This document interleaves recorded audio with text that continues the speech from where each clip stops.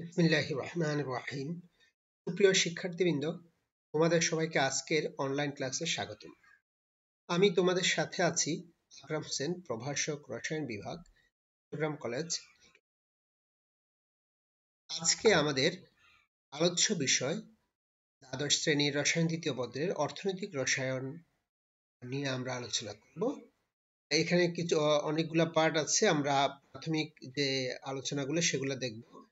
প্রাকৃতিক গ্যাস, কয়লা, ইউরিয়া এবং কাঁচ, চারটে জিনিস নিয়ে আমরা আলোচনা করব আজকে। তাহলে শুরু করি আমরা। প্রাথমিক বিষয় হচ্ছে প্রাকৃতিক গ্যাস। প্রাকৃতিক গ্যাস কি? আমরা সবাই প্রাকৃতিক গ্যাস সম্পর্কে মোটামুটি কম বেশি জানি। প্রাকৃতিক গ্যাস একটি প্রকৃতিজাত জীবাশ্ম জ্বালানি, যা অতি উচ্চ তাপমাত্রায় ও চাপে যুগ যুগ ধরে মাটির নিচে চাপা পড়া উদ্ভিদ ও প্রাণীর জীবাশ্মে রূপান্তরে সৃষ্টি হয়। তো তোমরা সবাই জেনে থাকবে, ভূপৃষ্ঠ হতে বিভিন্ন গভীরতায় শিলাস্তরের মধ্যে সঞ্চিত পেট্রোলিয়াম খনিজ তেলের উপরিভাগে এটা থাকে, অথবা পৃথকভাবে শুধু গ্যাসিয়াস হাইড্রোকার্বনের মিশ্রণও পাওয়া যায়। অর্থাৎ আমরা পেট্রোলিয়াম খনিজ তেলের উপরিভাগেও এই প্রাকৃতিক গ্যাসটা পাই, আবার আলাদাভাবে ভূগর্ভে আমরা গ্যাসীয় হাইড্রোকার্বনের মিশ্রণ পেয়ে থাকি। তাহলে প্রাকৃতিক গ্যাস হচ্ছে এতটুকুই। আর এরপরে প্রাকৃতিক গ্যাসে মূলত C1 থেকে C4 মানে মিথেন, ইথেন, প্রোপেন এবং বিউটেন এই হাইড্রোকার্বন বেশি থাকে। প্রাকৃতিক গ্যাস বর্তমান বিশ্বের শীর্ষ 3 জ্বালানির একটি। অর্থাৎ আমরা আরো অন্যান্য জ্বালানিও আছে, তার মধ্যে এটি আসলে অন্যতম। এটা ছাড়াও কি কি জ্বালানি আছে প্রাকৃতিক গ্যাস ছাড়া? কয়লা আছে, পেট্রোলিয়াম আছে। এগুলা ঘনফুট প্রাকৃতিক গ্যাস দহনে প্রায় 1.09 কিলোজুল তাপ পাওয়া যায়। তাহলে আমরা 1 ঘনফুট প্রাকৃতিক গ্যাস দহন করলে এতটুকু তাপ পাবো। এছাড়া 2017 সাল পর্যন্ত আবিষ্কৃত গ্যাস ক্ষেত্র হলো 27টি। আমাদের বাংলাদেশে গ্যাস ক্ষেত্রের সংখ্যা, যদিও তোমরা এটা পরিমাণটা ইন্টারনেটে একরকম পাবে, ইন্টারনেটে পাবে 29টি। তো আমরা বইতে আবিষ্কৃত গ্যাস ক্ষেত্র দেওয়া আছে 27টি, এবং এদেরকে 30টি ব্লকে ভাগ করা হয়েছে। কেন ব্লকে ভাগ করা হয়েছে? এখানে কাজের সুবিধার্থে, অর্থাৎ আমরা যাতে সঠিকভাবে গ্যাস উত্তোলনের ম্যানেজমেন্টটা খুব সুন্দরভাবে হয়, সেক্ষেত্রে এদেরকে 30টি ব্লকে ভাগ করা হয়েছে। বাংলাদেশে মজুদ গ্যাসের পরিমাণ বর্তমানে 14 ট্রিলিয়ন কিউবিক ফুট। বর্তমানে 14 ট্রিলিয়ন কিউবিক ফুট মজুদ আছে গ্যাস। সর্বশেষ 2017 সালে আবিষ্কৃত ভোলা নর্থ গ্যাস ক্ষেত্রে 0.7 ট্রিলিয়ন কিউবিক ফুট গ্যাস আছে। দেখো, মোট 27টি গ্যাস ক্ষেত্রে 14 ট্রিলিয়ন কিউবিক ফুট আছে। আর সর্বশেষ ভোলা নর্থ নামে যেটা আবিষ্কৃত হয়েছে গ্যাস ক্ষেত্র, সেখানে 0.7 মানে 1 ট্রিলিয়ন কিউবিক ফুটের কাছাকাছি গ্যাস আছে, পাওয়া গেছে। আচ্ছা, আমরা এখানে দেখতে পাচ্ছি সর্বপ্রথম 1955 সালে হরিপুর গ্যাস ফিল্ড, যেটা সিলেটে আমরা আবিষ্কৃত হয়েছিল, এবং সর্বশেষ ভোলা নর্থ 2017 সালে শাহবাজপুরে, ভোলার শাহবাজপুরের উত্তর যেটা, সেটাকে বলা হয় ভোলা নর্থ, সেখানে আবিষ্কৃত হয়েছে। তাহলে আমরা বিশেষ করে এই দুইটা ইম্পর্টেন্ট, হরিপুর গ্যাস ফিল্ড সর্বপ্রথম আবিষ্কৃত গ্যাস ফিল্ড, আর সর্বশেষ আবিষ্কৃত এই পর্যন্ত গ্যাস ফিল্ড হচ্ছে ভোলা নর্থ 2017 সালে। আমরা সালগুলা এবং তোমার নামগুলা একটু মনে রাখতে হবে। এছাড়াও অন্যান্যগুলো আছে, মোট 29টা। আচ্ছা, এরপর আমরা দেখি প্রাকৃতিক গ্যাসের বৈশিষ্ট্য, এর ক্যারেক্টারিস্টিক্স কিরকম। গ্যাস বায়ু অপেক্ষা হালকা, অতি দাহ্য, পরিষ্কার জ্বালানি, একটি পরিষ্কার জ্বালানি, এবং জ্বালানি দক্ষতা অধিক। অর্থাৎ আমরা অন্যান্য তোমার জ্বালানি থেকে প্রাকৃতিক গ্যাসটা থেকে আমরা জ্বালিয়ে অধিক তাপ পেয়ে থাকি, আর তাই এটার জ্বালানি দক্ষতা অধিক। গন্ধহীন এবং অদৃশ্য, আর এটা ক্ষয়কারী নয়, অর্থাৎ এটা কোনো কিছুকে ক্ষয় করে না। তারপর হচ্ছে উচ্চ চাপে বিস্ফোরিত হয়। এগুলো হচ্ছে প্রাকৃতিক গ্যাসের একটা মোটামুটি একটা কমন ক্যারেক্টারিস্টিক্স। আচ্ছা, এরপর আমরা দেখব প্রাকৃতিক গ্যাসের উপাদান। প্রাকৃতিক গ্যাসের উপাদানের কি কি আছে? Methane 95%, ethane 2.5%। বাংলাদেশে প্রাপ্ত প্রাকৃতিক গ্যাসের অধিকাংশ নমুনায় প্রায় 95 থেকে 99% মিথেন বিদ্যমান। তার মানে মিথেন, ইথেন, প্রোপেন, বিউটেন এগুলো সাধারণত থাকে খুব কম পরিমাণে। তবে বাংলাদেশে যে প্রাকৃতিক গ্যাস পাওয়া যায় সেখানে অধিকাংশ নমুনায় 95 থেকে 99% মিথেন বিদ্যমান। আমরা দেখি প্রাকৃতিক গ্যাসের গড় সংযোগ কি আছে। মিথেন আছে কত পার্সেন্ট, 70 থেকে 90%। ইথেন, প্রোপেন, বিউটেন এগুলো থাকতে পারে 0 থেকে 20% সর্বোচ্চ। কার্বন ডাইঅক্সাইড 0 থেকে 8%, অক্সিজেন 0 থেকে 0.2%, নাইট্রোজেন 0 থেকে 5%, হাইড্রোজেন সালফাইড 0 থেকে 5% এবং নিষ্ক্রিয় গ্যাস সামান্য পরিমাণে থাকে। বাংলাদেশে প্রাপ্ত এগুলো হচ্ছে যে কোনো জায়গার প্রাকৃতিক গ্যাসের গড় সংযোগ। এটা হচ্ছে বাংলাদেশে প্রাপ্ত প্রাকৃতিক গ্যাসের গড় সংযোগ। আমরা বাংলাদেশেরটা খুব ভালোভাবে দেখব। মিথেন হচ্ছে 97.33, ইথেন 1.72, প্রোপেন 0.35, উচ্চতর হাইড্রোকার্বন 0.19। তার মানে কি মিথেন, প্রোপেন, বিউটেন বা আরো উপরের দিকে অন্যান্য 0.41। অন্যান্য বলতে সেখানে নিষ্ক্রিয় গ্যাস বা অন্যান্য কার্বন ডাইঅক্সাইড বা এরকম গ্যাস থাকতে পারে। একটা ইম্পর্টেন্ট জিনিস, সিলেটের রশিদপুরের প্রাকৃতিক গ্যাসে 98% মিথেন আছে। অর্থাৎ কোন প্রাকৃতিক গ্যাস, আমাদের 27টা গ্যাস ক্ষেত্র আছে, তার মধ্যে সিলেটের রশিদপুরের প্রাকৃতিক গ্যাসে 98% মিথেন আছে, অর্থাৎ সর্বাধিক পরিমাণ মিথেন ওখানে পাওয়া যায়। আচ্ছা, বাংলাদেশের প্রাকৃতিক গ্যাসের ব্যবহার আমরা কোথায় কোথায় সাধারণত ব্যবহার করে থাকি। প্রাকৃতিক গ্যাস আমরা আগেই বলেছি বর্তমান বিশ্বের শীর্ষ 3 জ্বালানির অন্যতম। আর পৃথিবীর অন্যান্য দেশের মতো বাংলাদেশেও জ্বালানি খাতের শীর্ষ যোগানদাতা হলো প্রাকৃতিক গ্যাস, যা দেশের অর্থনীতিতে গুরুত্বপূর্ণ ভূমিকা রেখে চলেছে। তো জ্বালানি খাতগুলো কি কি, আমরা জ্বালানি খাতগুলো সর্বাধিক ব্যবহৃত খাত হচ্ছে বিদ্যুৎ। সর্বাধিক ব্যবহৃত খাত হচ্ছে, মনে রাখবে তোমরা, বিদ্যুৎ খাত 44%। এরপরে সেকেন্ড পজিশনে আছে সার উৎপাদনে 24%। আমাদের সার উৎপাদনে আমরা তোমার সিইউএফএল আমরা চিটং ইউরিয়া ফার্টিলাইজার লিমিটেড, এটা একটা আছে। আর হচ্ছে আফকো আছে। এছাড়াও সিলেটে অনেকগুলা ফেঞ্চুগঞ্জে অনেকগুলা ইউরিয়া সার কারখানা আছে আমরা জানি। সেখানে তাহলে সেখানে প্রাকৃতিক গ্যাস ব্যবহার হচ্ছে। সার হচ্ছে 24%, গৃহস্থালী ব্যবহার হয় 10%, শিল্প 10%, পরিবহনে 7% এবং অন্যান্য। তাহলে আমরা সর্বাধিক পরিমাণ তোমার প্রাকৃতিক গ্যাস ব্যবহার হয় বিদ্যুৎ উৎপাদনে। আমরা জানি যে বর্তমানে অনেকগুলা কুইক রেন্টাল পদ্ধতিতে তোমার বিদ্যুৎ উৎপাদন হচ্ছে। তো সেখানে প্রাকৃতিক গ্যাস এবং ডিজেল ব্যবহার হচ্ছে। সুতরাং প্রাকৃতিক গ্যাসের ব্যবহার আমরা যদি দেখি সর্বাধিক 40%, সর্বনিম্ন হচ্ছে পরিবহন খাতে 7%। আমরা এখন দেখি অনেকগুলা গাড়ি সিএনজি তে কনভার্ট হয়েছে, তো সেখানে প্রাকৃতিক গ্যাস ব্যবহার হয়। সিএনজি কি, আমরা সেটাও আসছি। পরিবহন খাতে সর্বনিম্ন হচ্ছে 7%, কিন্তু আমরা দেখি অনেক পরিমাণে বেড়েছে সেটা। সিএনজি কি, সিএনজির পুনর হচ্ছে কম্প্রেসড ন্যাচারাল গ্যাস, অর্থাৎ এটাকে অতি উচ্চ চাপে, প্রাকৃতিক গ্যাসকে অতি উচ্চ চাপে, সেটা আমরা যদি বলি 200 অ্যাটমসফিয়ার সংকুচিত করা হলে প্রাপ্ত নমুনাকে সিএনজি বলে। তাহলে অতি উচ্চ চাপে যখন কম্প্রেসড করব সেটাই হচ্ছে কম্প্রেসড প্রাকৃতিক গ্যাস।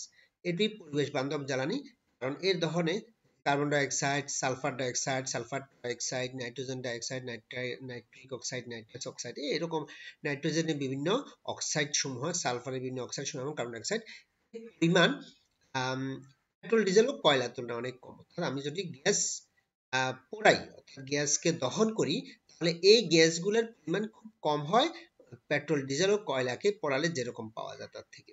সুতরাং এটা পরিবেশ বান্ধব জ্বালানি বলতে পারি। আচ্ছা, এরপরে আসো কয়লার মান। কয়লার মান, আমরা কয়লা সম্পর্কেই আমরা আসছি। কয়লাতে প্রধানত কার্বন থাকলেও এর সাথে অপদ্রব্য হিসেবে সালফার, ছাই সহ আর্দ্রতা বিদ্যমান। মানে অপদ্রব্য হিসেবে সাধারণত কয়লাতে থাকে। কয়লাতে আমরা জানি প্রধানত কয়লা মানেই তো কার্বন, এর সাথে অপদ্রব্য হিসেবে সালফার, ছাই এগুলা থাকে, আর্দ্র থাকে, মানে পানি বিদ্যমান। কয়লায় যত কম পরিমাণে সালফার, ফসফরাস, ছাই থাকবে কয়লার মান তত ভালো হবে। যত কম পরিমাণে সালফার, ফসফরাস, ছাই এগুলো থাকবে, যত বেশি পরিমাণে কার্বন থাকবে তত কয়লার মান ভালো হবে। প্রকৃতপক্ষে কয়লার মান যাচাই করা হয় তার ক্যালোরিফিক মান, কার্বনের পরিমাণ, সালফারের পরিমাণ ইত্যাদির উপর। এই সকল বিষয়ের উপর কয়লার দাম নির্ভর করে। তাহলে কয়লার মান যেমন ভালো, দামও তেমন ভালো হবে, স্বাভাবিক। আচ্ছা, এরপর আসি কয়লার ক্যালোরিফিক মান বলতে একক ভরের কয়লাকে দহনের ফলে উৎপন্ন তাপশক্তি পরিমাণকে বোঝায়। আমরা ক্যালোরিফিক মান বলেছি, সেটার সংজ্ঞা কি? একক ভরের কয়লাকে আমরা যখন দহন করব সেখান থেকে যে পরিমাণ তাপশক্তি পাবো সেটা হচ্ছে কয়লার ক্যালোরিফিক মান। তার মানে তাপশক্তি যত বেশি হবে, দহনের ফলে উৎপন্ন তাপশক্তি যত বেশি হবে, ততই ক্যালোরিফিক মান বেশি হবে, আর সেই কয়লার মানও তত বেশি হবে। এখন আসো, এটা হচ্ছে কমনলি আর বাংলাদেশে কয়লার মান।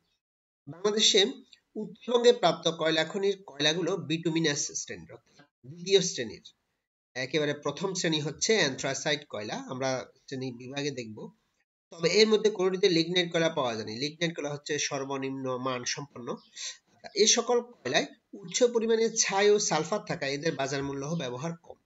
লিগনাইট কয়লায় নরমালি এটার দামও কম, মানও কম। আমরা আবার দেখব কয়লা সালফারের উপস্থিতি ক্ষতিকর কেন। আসলে কয়লায় সালফারের উপস্থিতি থাকলে যেটা হয়, কয়লার ভিতর সালফার সাধারণত মার্কাসাইট, Fe2 আয়রন সালফাইড খনিজ হিসেবে থাকে। এই খনিজসমূহ কয়লা পোড়ানোর সময় অক্সিজেনের সাথে বিক্রিয়া করে পরিবেশ দূষণকারী ও অ্যাসিড এখানে ভুল হয়েছে, অ্যাসিড বৃষ্টি উৎপন্নকারী সালফার ডাইঅক্সাইড গ্যাস সৃষ্টি করে। অর্থাৎ যখন অ্যাসিড বৃষ্টি উৎপন্নকারী সালফার ডাইঅক্সাইড গ্যাস উৎপন্ন হবে এবং সেটা জলীয় বাষ্পের সাথে পানির সাথে H2O জলীয় বাষ্প গ্যাস সেটার সাথে বিক্রিয়া করে সালফিক অ্যাসিড বৃষ্টি তৈরি করবে। সুতরাং অ্যাসিড বৃষ্টি তৈরি করবে আর পরিবেশ দূষণ, আরো সালফার ডাইঅক্সাইড অন্যান্য যে পরিবেশ দূষণ করে, সেই কারণেই কয়লায় সালফারের উপস্থিতি ক্ষতিকর। আর সালফারের উপস্থিতি যত বেশি থাকবে সেই কয়লার মানও তত খারাপ হবে। এরপর আমরা দেখি বাংলাদেশে প্রাপ্ত কয়লার সংযুক্তি। বড়পুকুরিয়া, জামালগঞ্জ দুইটা বড় বড় তোমার কয়লার খনির দেখানো হয়েছে। আমরা দেখব যে উপাদান ফিক্সড কার্বন কত বেশি, কোনটাতে কত বেশি। যেমন বড়পুকুরিয়ায় থাকে 48.4, জামালগঞ্জে 33 থেকে 54, অর্থাৎ 30% পাওয়া যায়, 54% পাওয়া যায়। তার মানে ফিক্সড কার্বনটা এখানে হচ্ছে 48.4%, এখানে 33 থেকে 54%। উদ্বায়ী পদার্থ 29.1%, এখানে 30 থেকে 42%। ছাই 12%, এখানে 10 থেকে 60%, অনেক বেশি হয়। আর্দ্রতা 10%, এখানে 10 থেকে 12%। সালফার 0.5, এখানে 0.6। ক্যালোরিফিক মান 10,450 ব্রিটিশ থার্মাল ইউনিট পার পাউন্ড, মানে বোঝাচ্ছে প্রতি পাউন্ড কয়লায় 10,450 ব্রিটিশ থার্মাল ইউনিট এটার ক্যালোরিফিক মান শক্তি পাওয়া যায়। আর জামালগঞ্জে পাওয়া যায় 11,780 ব্রিটিশ থার্মাল ইউনিট পার পাউন্ড, তাহলে প্রতি পাউন্ডে এত পাওয়া যায়। আমরা কোথায় ক্যালোরিফিক মান বেশি পাচ্ছি? জামালগঞ্জে। সুতরাং সেটাই ভালো বলতে পারি আপাত দৃষ্টিতে, কিন্তু আমরা অন্যান্য জিনিসও দেখবো সালফারের পরিমাণ খুব বেশি ভেরি করছে না, এখানে 0.5, 0.6। আর্দ্রতাও প্রায় কাছাকাছি। ছাইয়ের পরিমাণ এখানে একটু বেশি, যদিও ফিক্সড কার্বনের পরিমাণ তো এখান থেকে অনেক সময় এখানেও ভালো হয়, 54 হলে এখানে বেশি, আবার 48.33 যদি হয় কোনো কয়লার, তখন তার পরিমাণ হয় এখানে বেশি হয়। সুতরাং দুইটাই ভালো, তবে এটা অধিক ভালো মনে হয় যেহেতু ব্রিটিশ তাপশক্তি ক্যালোরিফিক মান বেশি। আচ্ছা, আমরা একটু দেখি বিটিইউ এর পূর্ণরূপ, এগুলো পরীক্ষা আসে, মনে রাখবে। ব্রিটিশ থার্মাল ইউনিট, জ্বালানির ক্যালোরিফিক মান ব্রিটিশ থার্মাল ইউনিট দ্বারা প্রকাশ করা হয়। 1 পাউন্ড পানির তাপমাত্রা 1 ডিগ্রি ফারেনহাইট বাড়াতে যে পরিমাণ তাপের প্রয়োজন হয় তাকে 1 বিটিইউ বলে, ব্রিটিশ থার্মাল ইউনিট। যে জ্বালানির বিটিইউ যত বেশি সেটি তত ভালো জ্বালানি। তাহলে আমরা বলতে পারি জামালগঞ্জের জ্বালানিটা কয়লাটা বেশি ভালো বলতে পারি, ক্যালোরিফিক মান যেহেতু বেশি। 1 বিটিইউ সমান 250 ক্যালোরি, তাহলে এক ব্রিটিশ থার্মাল ইউনিট সমান 250 ক্যালোরি। তাহলে আমরা এটাকে যদি 250 গুণ করি তত ক্যালোরি পাওয়া যাবে তাপশক্তি। এভাবে আমরা কয়লার বৈশিষ্ট্য সম্পর্কে জানতে পারি, কোন কয়লা ভালো আমরা সেটা সম্পর্কে এই ব্রিটিশ থার্মাল ইউনিট দ্বারা জানতে পারি। এরপর আসো কয়লার শ্রেণী বিভাগ। কয়লা সাধারণত কয় ধরনের হয়? কয়লা শ্রেণী বিভাগের আগে আমরা আরেকটা জিনিস দেখব, কয়লার প্রক্রিয়া, অর্থাৎ কয়লা কিভাবে ভালো কয়লা, ভালো মানের কয়লার পাওয়া যায়। অর্থাৎ আমরা পিট কয়লা, এটা একটা প্রাথমিক ধাপ কয়লার। এটা অনেক সময় ধরে যখন এর উপর চাপ প্রয়োগ করা হয় এবং তারপর আমরা যেটা জানি অভ্যন্তরভাগে ভূগর্ভে চাপ ও তাপের প্রভাবেই তো কয়লা, পেট্রোলিয়াম, তরল এবং গ্যাস এগুলা তৈরি হয়। সুতরাং পিট কয়লাও ঠিক এরকম। প্রাথমিক ধাপ হচ্ছে কয়লার পিট কয়লা। তারপর হচ্ছে এটাকে যত আরো বেশি টাইম যাবে, বেশি সময় ধরে এটার উপর তাপ এগুলার প্রয়োগ হবে, হ্যাঁ, এটা অটোমেটিক প্রাকৃতিক ভাবেই হয়ে থাকে, সেটা হচ্ছে লিগনাইট কয়লায় পরিণত হয়। এরপর আরো যদি সময় অতিবাহিত হয় এবং সময় যুগ যুগ ধরে বছর চলে যায় এবং সেটা যদি তাপ ও তাপের প্রভাবে হয়, সেটা সাববিটুমিনাস কয়লা পাওয়া যায়। আরো যদি সময় লেংদি হয়, বিটুমিনাস, তারপর হচ্ছে অ্যানথ্রাসাইট। যত বেশি সময় ব্যয় হবে, যত কয়লা খনিটা যত আগে থেকে রেডি হবে, ততই তার মান সাধারণত ভালো হয়ে থাকে। এটা সেটাই দেখিয়েছে যে টাইমের সাথে এবং চাপ ও তাপের প্রভাব, এই দুইটা জিনিসের প্রভাবেই আমরা ভালো মানের কয়লা পেতে পারি। এরপর আসি কয়লা শ্রেণী বিভাগ, দাম ও ব্যবহারের ভিত্তিতে অ্যানথ্রাসাইট, বিটুমিনাস, সাববিটুমিনাস এবং লিগনাইট। তো আমরা দেখব যে কোনটা ভালো দাম এবং মান ভালো এবং কেন ভালো, সেটাতে কোনটা কি পরিমাণে থাকে। যেমন অ্যানথ্রাসাইট কয়লা হচ্ছে সবচেয়ে ভালো, সর্বোৎকৃষ্ট, কঠিনতম এবং প্রাচীনতম কয়লা, যার প্রাচুর্যতা কম। আমরা দেখেছি যে যত বেশি টাইম যাবে, যত বেশি প্রাচীন হবে, তার কয়লার মান তত ভালো হবে। এতে 85% কার্বন থাকে, সর্বোচ্চ পরিমাণ কার্বন থাকে। এর ধৃততাপ, আমরা যদি বলি ধৃততাপ বা তাপ শক্তি আমরা বলি বা ক্যালোরিফিক মান, প্রতি টনে 25 মিলিয়ন ব্রিটিশ থার্মাল ইউনিট। অর্থাৎ এতে প্রতি টন পোড়ালে কয়লাকে এত মিলিয়ন তাপ শক্তি পাওয়া যায়, এত মিলিয়ন ব্রিটিশ থার্মাল ইউনিট। আমরা এটাকে যদি 250 দিয়ে গুণ করি তত হবে, তত ক্যালোরি হবে। আচ্ছা, এরপর হচ্ছে বিটুমিনাস, তাহলে দ্বিতীয় শ্রেণীর কয়লা, ভালো থেকে দিক থেকে দ্বিতীয় শ্রেণীর কয়লার নাম হচ্ছে বিটুমিনাস। এটা খুব নাম শুনে থাকবে, এটা আমাদের দেশে পাওয়া যায়। কালো রঙের এই কয়লাগুলো লিগনাইট কয়লার তুলনায় ভালো, কিন্তু অ্যানথ্রাসাইটের চেয়ে নিম্নমানের। অর্থাৎ অ্যানথ্রাসাইট হচ্ছে সর্বোচ্চ আর লিগনাইট হচ্ছে সর্বনিম্ন। এতে 60 থেকে 80% কার্বন থাকে, এটা তো 80 কার্বনের পরিমাণ কম না, ভালো। এর ধৃততাপ 24 million British thermal unit per ton. মানে এটা যদিও অনেক ভালো, তারপরও এটাও কাছাকাছি এটার শক্তি পাওয়া যায়। তারপরে হচ্ছে সাববিটুমিনাস, কয়লার মধ্যে মানের দিক দিয়ে বিশ্বের তৃতীয়, অর্থাৎ অ্যানথ্রাসাইট, বিটুমিনাস, তারপর হচ্ছে সাববিটুমিনাস। এতে 35 থেকে 45% কার্বন থাকে আর ধৃততাপ হচ্ছে 17.18 মিলিয়ন ব্রিটিশ থার্মাল ইউনিট প্রতি টনে তো তাপ শক্তি পাওয়া যায়। তারপরে ফোর্থ হচ্ছে লিগনাইট, কয়লার মধ্যে সবচেয়ে নরম, আর্দ্রতাময়। এখানে আর্দ্রতা বেশি, এগুলাতে যদি আমরা এখানে লেখা নাই, এটাতে আর্দ্রতা সবচেয়ে কম, এটাতে বেশি, এটাতে আরেকটু বেশি, এটাতে অনেক বেশি নরম আর্দ্রতাময় লিগনাইট কয়লা। আর এগুলো হচ্ছে কঠিনতম বলতে পারি, শক্ত এবং বাদামি বর্ণের হয়। সর্বনিম্ন মানসম্পন্ন, যাতে থাকে 25 থেকে 35% কার্বন। এর ধৃততাপ 13 মিলিয়ন ব্রিটিশ থার্মাল ইউনিট প্রতি টনে, তো 13 মিলিয়ন তোমার ব্রিটিশ থার্মাল ইউনিট তাপ পাওয়া যায়। সুতরাং আমরা এর কার্বনের পরিমাণ এবং তাপ শক্তি থেকে আমরা বুঝতে পারি যে কোনটি মান ভালো এবং কোনটি দামও ভালো। যার মান ভালো সাধারণত তার দামও ভালো। সুতরাং এবং এর প্রাচুর্যতা যেটি খুব ভালো, এটার প্রাচুর্যতা আসলে সবসময় কম থাকে। তো অ্যানথ্রাসাইট আমরা বিটুমিনাস সি বেশি পেয়ে থাকি, তো এটাও খুব বেশি নিম্নমানের না, এটা হয়তো অ্যানথ্রাসাইটের চেয়ে নিম্নমানের, কিন্তু অনেক অনেক দিক দিয়ে ভালো এটা। এরপরে আমরা দেখি কয়লার ব্যবহার একদিনে, বিশ্বে মজুতকৃত কয়লা দিয়ে একদিনে যা করা যাবে, এটা একটা তথ্য নিয়ে এসেছি। বিশ্বব্যাপী 12টি দেশে জ্বালানি নিরাপত্তা নিশ্চিত করে। বিশ্বে এতটি দেশ আছে, তার মধ্যে মাত্র 12টি দেশে জ্বালানি নিরাপত্তা নিশ্চিত করে। চীনের শিল্প খাতের বিদ্যুৎ চাহিদা 60% পূরণ করে কয়লা। 300 বিলিয়ন ইমেইল, 75 মিলিয়ন টুইট, 3.5 লক্ষ অ্যান্ড্রয়েডের বিদ্যুৎ চাহিদার 40% সরবরাহ করে এই কয়লার মাধ্যমে। 2.4 মিলিয়ন মেট্রিক টন স্টিল তৈরির জন্য বিদ্যুৎ সরবরাহ করে এই কয়লা, একদিনের মজুতকৃত কয়লা। আচ্ছা, আমরা যদি বলি টেরাওয়াট আওয়ারের পরিমাণ বিদ্যুৎ তৈরি করতে পারে, যা গ্যাস, বায়ু এবং পানি থেকে তৈরি বিদ্যুতের চেয়েও বেশি। এটা দিয়ে এত এত আমরা পরিমাণ বিদ্যুৎ তৈরি করতে পারবো। 140টি পারমাণবিক কেন্দ্রে উৎপাদিত বিদ্যুতের সমপরিমাণ বিদ্যুৎ তৈরি করে কয়লা, একদিনের কয়লায় 1.5 বিলিয়ন জনগণের বিদ্যুৎ চাহিদা পূরণ করে। তাহলে একদিনে কি পরিমাণ, বোঝা যাচ্ছে পুরা বিশ্বে মজুতকৃত কয়লার পরিমাণ যথেষ্ট আছে।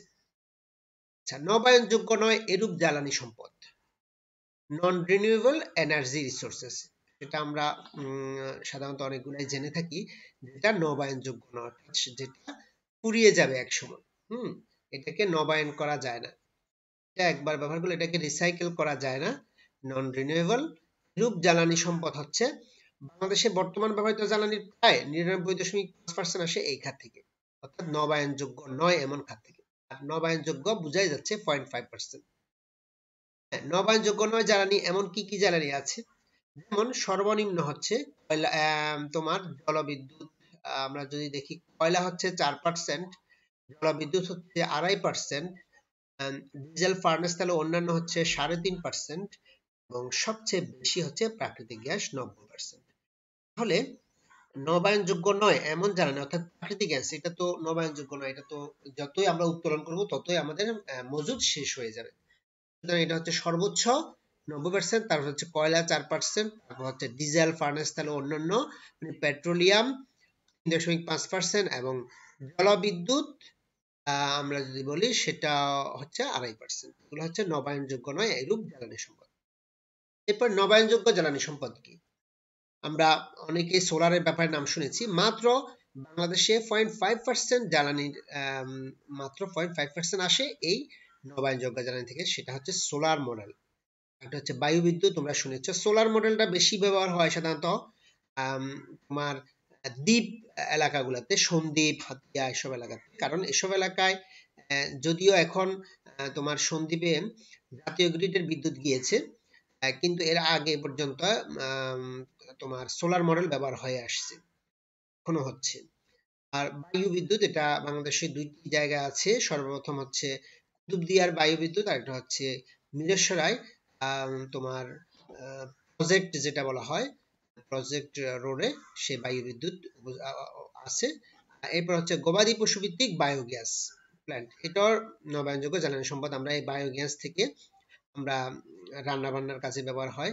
একটা হচ্ছে ভূতাপীয় শক্তি। এই জিনিসগুলো হচ্ছে আমরা নবায়নযোগ্য জ্বালানি সম্পদের আওতায় আছে। তার মধ্যে এটা সবাই জানো বায়োগ্যাস, আর একটা হচ্ছে সৌর বিদ্যুৎ, দুটো কমন। এবং বায়ু বিদ্যুৎ যেটা, সেটা আমরা দুটি জায়গায় বলেছি বাংলাদেশে, কুতুবদিয়া, একটা হচ্ছে মিরেশ্বরাইতে, চট্টগ্রামের মিরেশ্বরাইতে। আচ্ছা, এরপরে আসি আমরা ইউরিয়া শিল্প, খুব ইম্পর্টেন্ট, এখান থেকে পরীক্ষায় আসে ইউরিয়া শিল্প। এটা একটা কমন একটা জিনিস। এই ইউরিয়া দিয়ে আমরা অনেক কিছুই করতে পারি। এই ইউরিয়া আমাদের অনেক কাজে লাগে, বিশেষ করে আমরা কৃষি কাজে আমরা পরিবর্তন সাধিত হয়েছে এই ইউরিয়ার প্রয়োগের মাধ্যমে। ইউরিয়া আমাদের জন্য খুবই ইম্পর্টেন্ট একটা জিনিস। সংকেত হচ্ছে NH2CONH2। এতে বিদ্যমান নাইট্রোজেনের পরিমাণ 46%। বিশ্বব্যাপী এটি প্রধানত সার হিসেবে ব্যবহৃত হয়, আমরা সার হিসেবে ব্যবহার করে থাকি। তাছাড়াও এই ইউরিয়া প্লাস্টিক, মেলামাইন, রেজিন ইত্যাদিতে ব্যবহার করা হয়। ইম্পর্টেন্ট জিনিস, শুধু সার না, এরা প্লাস্টিক তৈরিতে, মেলামাইন তৈরিতে, রেজিন তৈরিতে ব্যবহার করা হয়। আমরা দেখব ইউরিয়া উৎপাদনের মূলনীতি। এটি দুই ধাপে হয়ে থাকে।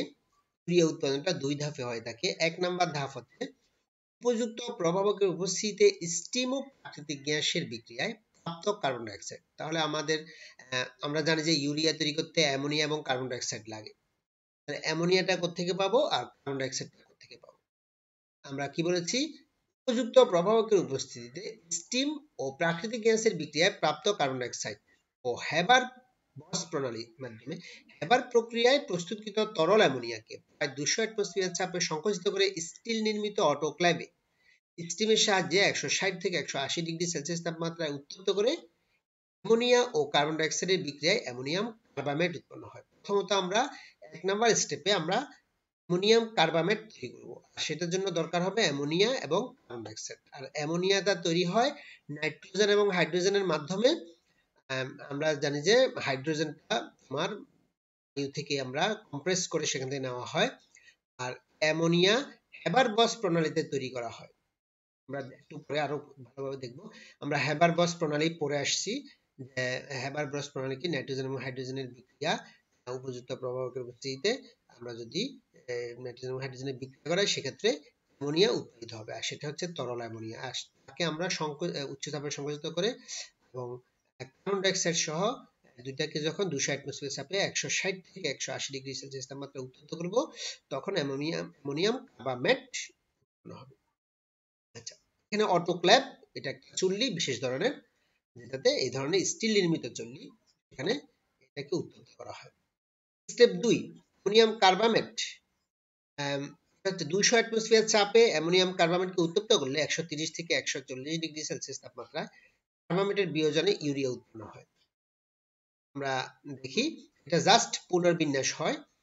NH2 COOH4, এখান থেকে NH2CONH2 আর পানিটা আলাদা হয়। তাহলে তোমার ইউরিয়া উৎপাদনের দুটি ধাপ আছে। প্রথম ধাপে হয় অ্যামোনিয়াম কার্বামেট, আর দ্বিতীয় ধাপে ইউরিয়া তৈরি হয়। আমরা এটার যদি ফ্লো চার্ট দেখি আরো ক্লিয়ার হবো এই ব্যাপারে।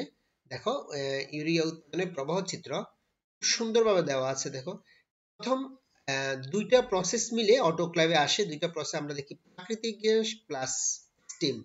প্রবাহকের উপস্থিতিতে যখন প্রাকৃতিক গ্যাস এবং স্টিমকে উত্তপ্ত করা হয়, তখন তোমার চাপে সংকুচিত করা হয়, তখন কার্বন ডাইঅক্সাইড পাওয়া যায়।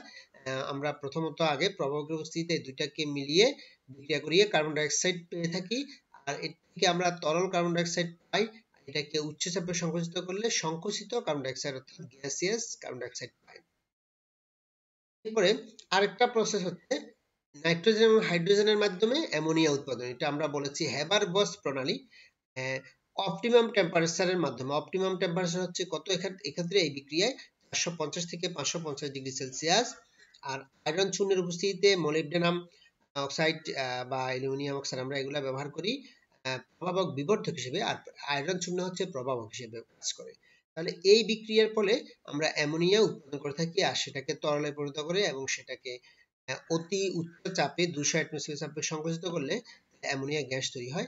এখন এই কার্বন ডাইঅক্সাইড গ্যাস এবং অ্যামোনিয়া গ্যাসকে অটোক্লাভে পাঠানো হয়, যেটা তাপমাত্রা থাকে 160 থেকে 180 ডিগ্রি সেলসিয়াস এবং তাপ থাকে 35 অ্যাটমসফিয়ার। অটোক্লাভ একটা স্টিলের নির্মিত একটি চুল্লি, যেখানে এই দুটি গ্যাসকে একত্র করে এটাতে পাঠানো হয়। সেখান থেকে ইউরিয়া তৈরি হয়। ইউরিয়াকে দ্রবণ আকারে আমরা পেয়ে থাকি পরবর্তীতে 99% ইউরিয়া দ্রবণ। আচ্ছা, এই দ্রবণটাকে যখন কুলিং টাওয়ারে নেওয়া হয়, কুলিং টাওয়ার হচ্ছে এমন একটি টাওয়ার, মানে একটা উঁচু একটা টাওয়ার, যে টাওয়ারে এটাকে দানাদার এবং তোমার ইউনিফর্ম একটা আকৃতি, স্পেরিক্যাল আকৃতি, ইউনিফর্ম গোলাকৃতি দানাদার আকারে তৈরি করার জন্য এই কুলিং টাওয়ারে পাঠানো হয়। তাহলে কুলিং টাওয়ার হচ্ছে এমন একটি টাওয়ার যেখানে ইউরিয়া দ্রবণকে দানায় পরিণত করার জন্য এবং এটাকে গোলাকৃতি এবং ইউনিফর্ম আকৃতি দেওয়ার জন্য এটাকে সেখানে নেওয়া হয় কুলিং টাওয়ারে। এবং এরপরে তাহলে আমরা সেখান থেকে দানাদার ইউরিয়া পাই। এ হলো ইউরিয়া উৎপাদনের প্রবচিত। তোমরা এক এক বইতে এক এক রকম পাবে, তোমরা তোমাদের ইচ্ছে মতো সেটা দেখে নিতে পারো। কমনলি এটা জিনিসটা হচ্ছে এরকম যে আমরা প্রথমত কার্বন ডাইঅক্সাইড তৈরি করি কোত্থেকে? প্রাকৃতিক গ্যাস এবং স্টিম থেকে, এবং সেটাকে সংকুচিত করে আমরা কার্বন ডাইঅক্সাইড গ্যাস পেয়ে থাকি। আর আমরা হেবারবস প্রণালীতে যেটা তরল অ্যামোনিয়া পাই, সেই তরল অ্যামোনিয়াকে আমরা যখন সংকুচিত করি 200 অ্যাটমসফিয়ার চাপে, অতি উচ্চ চাপে, তখন সেটাকে অ্যামোনিয়া গ্যাস আকারে পাই। কার্বন ডাইঅক্সাইড গ্যাস এবং অ্যামোনিয়া গ্যাসকে আমরা অটোক্লাভে পাঠাই, সেখান থেকে ইউরিয়া দ্রবণ পেয়ে থাকি। ইউরিয়া দ্রবণ থেকে আমরা এটাকে প্রিলিং টাওয়ারে নিয়ে দানাদার আকার দিই, ওখানে ইউনিফর্ম কতগুলো স্পেরিক্যাল দানাদার আকার পাওয়া যায় ইউরিয়াকে। এটাই হচ্ছে লাস্ট। এই হলো ইউরিয়া উৎপাদনের প্রবাহ চিত্র। এটা পরীক্ষা আসে, তোমরা খুব সুন্দরভাবে জিনিসটাকে ব্যাখ্যা করে লিখতে পারবে আশা করি। এরপরে আসো মাছ শিল্প। সর্বশেষ আমরা এই মাছ নিয়ে শিল্প নিয়ে আলোচনা করব আজকের ক্লাসে। এটাই হচ্ছে সর্বশেষ তোমার টপিকস। কাঁচ শিল্প। কাঁচ শিল্প কি? কাঁচ হলো অতি শীতলীকৃত তরল। এটাকে বলা হয় অতি শীতলীকৃত তরল। এটা আসলে কাঁচ যদিও আমরা শক্ত কঠিন আকারে দেখি, কিন্তু এটা হচ্ছে অতি শীতলীকৃত তরল। এটি স্বচ্ছ, উচ্চ সান্দ্রতা বিশিষ্ট, অনিয়তাকার, অদানাদার সিলিকেট। একে সিলিকেট বলা হয়। এটি স্বচ্ছ। সাধারণত কাঁচ কি হয়? স্বচ্ছ হয়। উচ্চ সান্দ্রতা বিশিষ্ট। যে উচ্চ সান্দ্রতা, তাহলে কঠিন জিনিস কিভাবে উচ্চ সান্দ্রতা বিশিষ্ট হয়? বা সান্দ্রতা মানে কি? কিছু প্রবাহিত হতে যে বাধা প্রয়োগ করে সেটাই হচ্ছে সান্দ্রতা। তো বাধাটা যত বেশি হবে সান্দ্রতা তত বেশি হবে। যেমন আমরা যদি পানি আর মধুকে আমরা যদি প্রবাহিত হতে দিই, পানিটা খুব সহজে প্রবাহিত হয়ে যাবে, মধুটা ঘন যেহেতু কম প্রবাহিত হবে। কাঁচকে যদি আমরা অতি শীতলীকৃত তরল বলি, সেটাকেও প্রবাহিত হতে দিলে মানে সেটাও এক ধরনের তরল, শীতলীকৃত তরল। সুতরাং এর সান্দ্রতা অনেক বেশি, যে কারণে এটা কি করে না, প্রবাহিত হয় না। যদিও কিন্তু আসলে আমরা দেখি না প্রবাহিত হয় না, এটা কিন্তু আসলে প্রবাহিত হয়। এর অভ্যন্তরের গঠনের মধ্যে একটা কি হয়, পরিবর্তন হয় এটা। আর এই জন্য এটাকে অনিয়তাকার বলা হয়। অনিয়তাকার মিন্স আমরা বলতে পারি এটা ক্রিস্টালাইন না, মানে আমরা শক্ত যদিও দানাদার বলি, এটা অনিয়তাকার। এর মধ্যে যে এটা এক ধরনের পলিমার, যেটা অণু অণু পরমাণুগুলা, এর মধ্যকার অণু পরমাণুগুলা সিলিকা যেহেতু তৈরি কাজ, সুতরাং অনিয়তাকার বলতে বোঝায় যে তাদের মধ্যে রেগুলারিটিস নেই। হ্যাঁ, রেগুলারিটিস নেই। আর অদানাদার, অদানাদার সিলিকেট। আচ্ছা, কাঁচকে অতি শীতলীকৃত তরল বলা হয় কেন? খুব ইম্পর্টেন্ট, এটা পরীক্ষায় আসে। অতি শীতলীকৃত তরল কেন বলা হয়? কাঁচ হচ্ছে অনিয়তাকার কঠিন পদার্থ। এরকম অনিয়তাকার কঠিন পদার্থের অভ্যন্তরে সূক্ষ্ম এককগুলোর মধ্যে ধীরগতিতে প্রবাহ হয়ে থাকে। অর্থাৎ কাঁচের যে উপাদানগুলো আছে, যে এককগুলো আছে, সে একক ইউনিটগুলোর মধ্যে ধীরগতিতে এক ধরনের প্রবাহ হয়ে থাকে। অনিয়তাকার কঠিন পদার্থ সম্পন্ন কাঁচকে উচ্চ সান্দ্রতা সম্পন্ন অত্যধিক শীতলীকৃত তরল বলা হয়। সুপার কোল্ড আমরা লিকুইড বলে থাকি কাঁচকে। এটা মনে রাখবে, এটা ইম্পর্টেন্ট পরীক্ষা আসে। আচ্ছা, এরপর আসো কাঁচের প্রধান কাঁচামাল। খুব ইম্পর্টেন্ট, এগুলো পরীক্ষায় এমসিকিউ তে প্রায় এসে থাকে। যে কোনো উৎপাদনের ক্ষেত্রে প্রধান কাঁচামালটা আমাদের জানা দরকার। তো প্রধান কাঁচামাল হচ্ছে সিলিকা, তারপরে সোডা অ্যাশ, আর এটা হচ্ছে চুন বা চুনাপাথর। আমরা এই জিনিস সম্পর্কে খুব ভালোভাবেই মনে রাখতে হবে। কাঁচের প্রধান কাঁচামাল, এছাড়াও কাঁচের গৌণ কাঁচামাল আছে, উপাদান আছে। সেগুলো কি কি?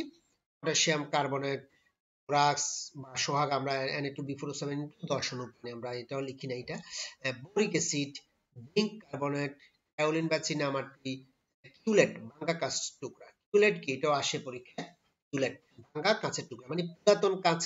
আমরা যখন কাঁচ উৎপাদন করি, কিছু পরিমাণে এটার সাথে একটা পার্সেন্টেজ কিউলেট আকারে কি হয়, যোগ করা হয় অন্যান্য উপাদানের সাথে। প্রধান কাঁচামালের উপাদানের সাথে এগুলো যোগ করা হয়, সেখানে কিউলেটও থাকে, অর্থাৎ পুরাতন কিছু কাঁচের টুকরো দেওয়া হয়। বিরঞ্জক পদার্থ, যেটা আজকে আমরা বিরঞ্জিত করতে, মানে কোনো কাঁচ যদি হলুদ আকারের হয় বা সবুজ আকারের হয়, তাদেরকে বিরঞ্জন করতে ম্যাঙ্গানিজ ডাইঅক্সাইড ব্যবহার করা হয়। স্বচ্ছকারক, আমরা কোনো কাঁচকে যদি স্বচ্ছ করতে ব্যবহার করি, অর্থাৎ সেটা একটু কালার, এটাকে একেবারে স্বচ্ছ করব, সোডিয়াম নাইট্রেট, অ্যালুমিনিয়াম অক্সাইড, এগুলো ব্যবহার করা হয়। এছাড়াও অনেকগুলো উপাদান আরো আছে। মোটামুটি এগুলো হচ্ছে প্রধান কাঁচামাল, এগুলো হচ্ছে অপ্রধান বা গৌণ কাঁচামাল। কারণ বিভিন্ন প্রকারের কাঁচ আমরা দেখতে পাই। যেমন কাঁচ উৎপাদনের প্রথমত মূলনীতি আমরা আলোচনা করি, তারপর বিভিন্ন প্রকার কাঁচ দেখব। কাঁচ উৎপাদনের মূলনীতি।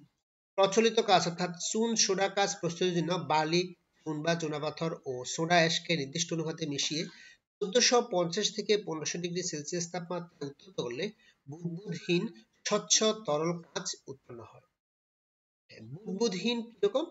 কারণ বুদবুদহীন বলতে আমরা তোমরা দেখে থাকবে অনেকগুলা কাঁচ এই ঘোলাটে থাকে, অনেকগুলা কাঁচ ঝাপসা থাকে, অনেকগুলা কাঁচ বিভিন্ন রঙিন থাকে, অনেকগুলা কাঁচ বিভিন্ন ডিজাইনের থাকে, অনেকগুলা কাঁচ একেবারে স্বচ্ছ থাকে। বুদবুদ থাকলে সেটা আসলে ভালো দেখায় না। তো ভালো মানের কাঁচ প্রস্তুত করার জন্য আমরা বলে থাকি যে বুদবুদহীন স্বচ্ছ তরল কাঁচ উৎপন্ন হয়। আমরা তাহলে sodium carbonate, soda ash, calcium carbonate, চুনাপাথর, সিলিকা মিশিয়ে 1450 থেকে 1500 ডিগ্রি সেলসিয়াস তাপমাত্রা উত্তপ্ত করলে সোডিয়াম অক্সাইড, ক্যালসিয়াম অক্সাইড, সিলিকার মিশ্রণ পাওয়া যায় এবং কার্বন ডাই অক্সাইড আলাদা হয়ে যায়। এখানে উৎপন্ন কাজটি পানিতে অ্যাসিডে অদ্রবণীয় এবং সোডিয়াম ক্যালসিয়াম সিলিকেট নামে পরিচিত। এটাকে সোডিয়াম ক্যালসিয়াম সিলিকেট নামে অভিহিত করা হয়, বলা হয়। এটা একটা যেমন এখন বাংলাদেশে কাঁচ উৎপাদন সম্পূর্ণ অটোমেটিক হয়ে গেছে, অটোমেটিক ভাবে হয়ে থাকে। তো এটা সফটওয়্যার সেট করা আছে। তো মানে প্রতি একটা ধাপে এক ধরনের টেম্পারেচার হয়। তো সর্বশেষ যেটা যেখানে সবকিছুকে গলিয়ে একেবারে তরলে পরিণত করা হয় সেটা হচ্ছে 1450 থেকে 1500 ডিগ্রি সেলসিয়াস। অর্থাৎ এগুলাকে মিশিয়ে আমরা এত ডিগ্রি সেলসিয়াস তাপমাত্রা উত্তপ্ত করলে স্বচ্ছ যে তরল কাঁচ পাওয়া যায় বুদবুদহীন, সেটাকেই বলি সোডিয়াম ক্যালসিয়াম সিলিকেট। আমরা দেখব কাঁচ উৎপাদনের প্রবাহ চিত্র, তাহলে আরো জিনিসটা আরো সুন্দরভাবে তোমরা বুঝতে। যেমন কাঁচামাল সংগ্রহ, আমরা প্রধান যে কাঁচামালগুলা সোডিয়াম কার্বনেট, সোডা অ্যাশ, চুনা পাথর এবং সিলিকা, এই জিনিসগুলাকে আমরা নিয়ে তোমার ট্যাঙ্কে নিয়ে সেখানে চূর্ণ করব। এখানে চূর্ণ করা হয়, তো গ্রাইন্ডার আছে, চূর্ণ করব। চূর্ণ করে এর মধ্যে অনাদ্র কাঁচামাল হবে। অর্থাৎ এখানে যে কিছু পরিমাণে আর্দ্র থাকে, পানি থাকে এগুলার সাথে, এই আর্দ্রতাটা কি হবে এখানে দূর হবে, তখন অনাদ্র কাঁচামাল তৈরি হবে। সে অনাদ্র কাঁচামাল গুলা কি কি? Sodium carbonate, calcium carbonate, silica. এদের শুষ্ক অবস্থা, এটা বোঝায়। এদেরকে নির্দিষ্ট আনুপাতিক মিশ্রণ নিয়ে, এদের নির্দিষ্ট আনুপাতিক মিশ্রণ আছে, ওদেরকে ওই অনুপাতে নিয়ে এর মধ্যে ক্যালেট বা কেউ বলে কুলেট, আমরা বলেছি ভাঙ্গা টুকরা, অর্থাৎ পুরাতন কাঁচের ভাঙ্গা টুকরা, এটার সাথে একটা নির্দিষ্ট পরিমাণে যুক্ত করতে হয়, নির্দিষ্ট সংযুক্ত। এই মিশ্রণগুলোর সাথে যখন কিউলেট যোগ করব তখন এটাকে ট্যাঙ্ক চুল্লিতে নেওয়া হয়, যেখানে তাপমাত্রা থাকে 1400 থেকে 1500 ডিগ্রি সেলসিয়াস। এই তাপমাত্রায় এরা থেকে এখানে এটা তরলে পরিণত হয় কাঁচ। এটা হচ্ছে এক ধরনের তরল, আমরা কাঁচ বলছি এটাকে। কাঁচের এটাকে আকৃতি দান করা হয় এই অবস্থাতে। এরপর আকৃতি প্রদানের পর এটাকে অ্যানিলিং করা হয়। অ্যানিলিং কি আমরা এরপরে আসছি।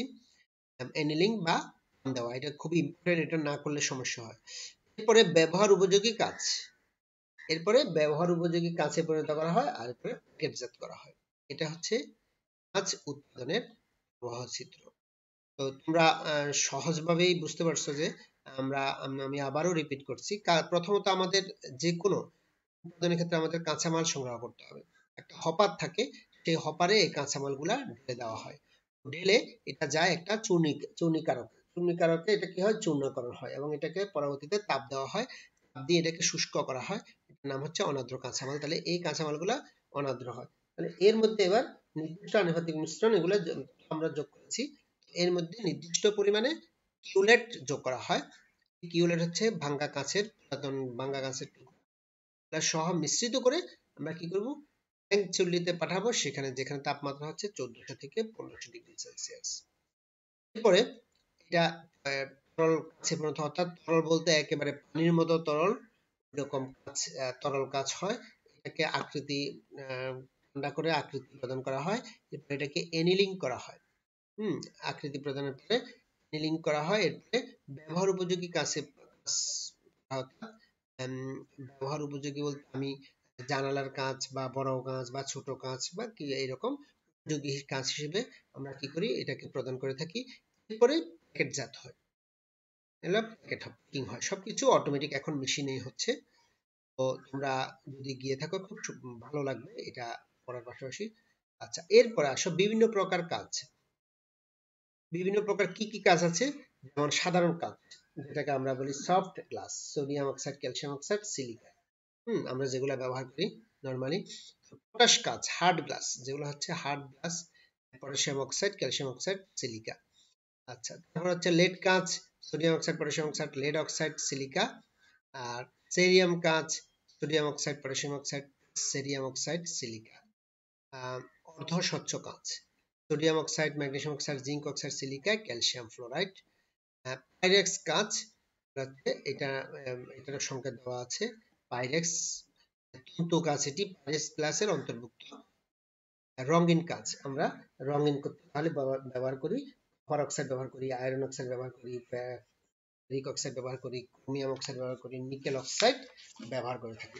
তো এই কাজগুলা বিভিন্ন কাজে ব্যবহার হয়। যেমন সফট গ্লাস যেটা সাধারণ কাজ, এটা সাধারণত এটি অল্প তাপে গলে যায়। গ্লাস টিউব সাধারণ কাঁচের জিনিস যেমন বোতল তৈরিতে এই সফট গ্লাসটা ব্যবহার করা হয়। সফট গ্লাসকে আমরা বোতল গ্লাসও বলে থাকি। আচ্ছা, পটাশ কাঁচ বা হার্ড গ্লাস এটি অধিক তাপে গলে, তার মানে এটা হার্ড গ্লাস বলতে বোঝাচ্ছে এটি অধিক তাপে গলে। বুলেট, পিপেট, বিকার এগুলো হচ্ছে এই তোমার হার্ড গ্লাস দিয়ে তৈরি করা হয়। ক্যালসিয়াম অক্সাইড, সিলিকা দিয়ে তৈরি করা হয়। আচ্ছা, এরপরে লেড গ্লাস। লেড গ্লাস হচ্ছে খুব স্বচ্ছ, এটা চশমার কাজ, এটা হচ্ছে চশমার অপটিক্যাল বলছে, অপটিক্যাল গ্লাস, তার মানে এটা চশমার কাজ, বৈদ্যুতিক বাল্ব, অপটিক্যাল যন্ত্রপাতি তৈরিতে এই অপটিক্যাল গ্লাসটা গ্লাসটা ব্যবহার হয় বা তৈরি হয়। সিরিয়াম কাঁচ। সিরিয়াম কাঁচ কি? সিরিয়াম কাঁচ হচ্ছে চোখের জন্য ক্ষতিকর ইউভি রশ্মি প্রতিরোধ করে। তাহলে এটা এক ধরনের অপটিক্যাল, এটা এক ধরনের আমরা বলতে পারি অপটিক্যাল গ্লাস। এটা তোমার চশমার কাঁচ হিসেবে ব্যবহার করা হয়। অর্ধস্বচ্ছ কাঁচ। অর্ধস্বচ্ছ কাঁচ একটি বাতির শেড তৈরিতে ব্যবহার করা হয়, অর্ধস্বচ্ছ, পুরোপুরি স্বচ্ছ না।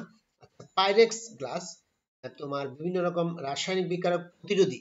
পাইরেক্স হচ্ছে রাসায়নিক বিকারক প্রতিরোধী বিভিন্ন তোমার রিয়েজেন্ট বোতল হিসেবে আমরা ইউজ করে থাকি, বা রিয়েজেন্ট বোতল হিসেবে, তারপরে তোমার রাসায়নিক বস্তু তৈরি বহনে ব্যবহার করা হয়। তন্তু কাজ, এটা তো বলেছি এটা এক ধরনের তন্তুর মতোই, এটা তাই এটা বিদ্যুৎ অপরিবাহী কাজ। এটা তোমার এটি হচ্ছে বোরোসিলিকেট মুক্ত বা পাইরেক্স কাঁচের মতোই। আচ্ছা, রঙিন কাঁচ। রঙিন কাঁচ সেটা তোমার আমরা রঙিন কাঁচ তো বোঝা যাচ্ছে, বিভিন্ন ধরনের আমরা রঙিন কাঁচ দেখে থাকি। এখানে copper oxide, iron oxide, Fe2O3 বিভিন্ন আকারে, ক্রোমিয়াম অক্সাইড, নিকেল অক্সাইড এগুলা হিসেবে ব্যবহার করা হয়। আচ্ছা, কাঁচে এনিলিং আমরা বলেছিলাম যে এনিলিং কেন করি। এটা খুবই ইম্পর্টেন্ট একটা প্রশ্ন। কাঁচে এনিলিং করার প্রয়োজন হয় কেন? তোমরা জানবে যে কাঁচ তাপকুপরিবাহী। উত্তপ্ত কাঁচকে হঠাৎ শীতল করলে অভ্যন্তরে বিভিন্ন অংশে অসম পীড়ন সৃষ্টি হয়, অর্থাৎ এক ধরনের চাপ সৃষ্টি হয়, পীড়ন সৃষ্টি হয়, ফলে কাঁচের ভঙ্গুরতা বেড়ে গিয়ে কাঁচ ফেটে যায়। মানে হঠাৎ যদি আমি একটা জিনিসকে, গরম জিনিসকে শীতল করি, কাঁচটা ফেটে যায়। এবং কাঁচের কোয়ালিটি তোমরা দেখবে হয়তো ওখানে এনিলিং করা ঠিকভাবে করা হয় না। আমরা বিভিন্ন ধরনের গ্লাস কিনে থাকি, পানির গ্লাস বা কাপ। কাপ সাধারণত ফাটে না, পানির গ্লাসটা গরম থেকে ঠান্ডা পানি নিলে ফেটে যায়। কাঁচ তাপ অপরিবাহী, তাই কাঁচকে উত্তপ্ত কাঁচকে হঠাৎ শীতল করলে এর অভ্যন্তরে বিভিন্ন অংশে অসম পীড়ন সৃষ্টি হয়, ফলে কাঁচের ভঙ্গুরতা বেড়ে গিয়ে কাঁচ ফেটে যায়। তাই কাঁচের ভঙ্গুরতা রোধ করার জন্য আকৃতি দানের পর উত্তপ্ত কাঁচ সামগ্রীকে গলন তাপের কাছাকাছি একটি বিশেষ তাপমাত্রায় রেখে দেওয়া হয়। মানে গলন তাপের, অর্থাৎ কাঁচ যে তাপমাত্রায় গলে ওই তাপমাত্রার খুব কাছাকাছি একটি বিশেষ তাপমাত্রায় রেখে দেওয়া হয়, একে কমলায়ন তাপমাত্রা বলে, যেটা 454 ডিগ্রি সেলসিয়াস থেকে 482 ডিগ্রি সেলসিয়াস হয়। এই তাপমাত্রায় দীর্ঘ সময় যাবত ধীরে ধীরে শীতল করা হয়। এরূপ শীতলীকরণ প্রক্রিয়াকে কাঁচ সামগ্রীর এনিলিং বা পাম দেয়া বলে।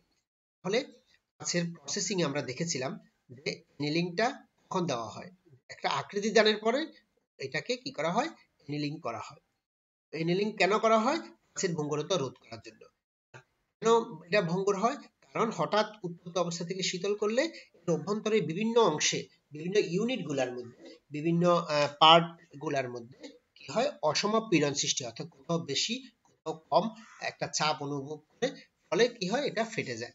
তাই একে কমলায়ন তাপমাত্রায়, একটা বিশেষ তাপমাত্রায় অনেকক্ষণ, দীর্ঘ সময় যাবত এটাকে রেখে দেওয়া হয়। এই এরূপ ধীরে ধীরে শীতলীকরণ প্রক্রিয়ার নামই হচ্ছে এনিলিং বা পাম দেয়া। তো এইটুকুই ছিল আজকের তোমাদের সাথে আমার ক্লাসে। আশা করি তোমরা চারটি জিনিস সম্পর্কে বুঝতে পেরেছো। একটা হচ্ছে আমরা আলোচনা করেছি প্রাকৃতিক গ্যাস নিয়ে, 2 নাম্বার হচ্ছে কয়লা, 3 নাম্বার হচ্ছে তোমার ইউরিয়া, এবং 4 নাম্বার হচ্ছে কাঁচ। এই চারটি জিনিসই ইম্পর্টেন্ট এই চ্যাপ্টারের মধ্যে। এগুলা থেকে তোমরা সৃজনশীল প্রশ্ন যেমন পাবে, এমসিকিউ প্রশ্ন এমনিভাবে পাবে, সুতরাং খুব ভালোভাবেই পড়বে। এই এই তোমার জন্য আশাবাদ ব্যক্ত করে আজকের মতো শেষ করছি। Thank you.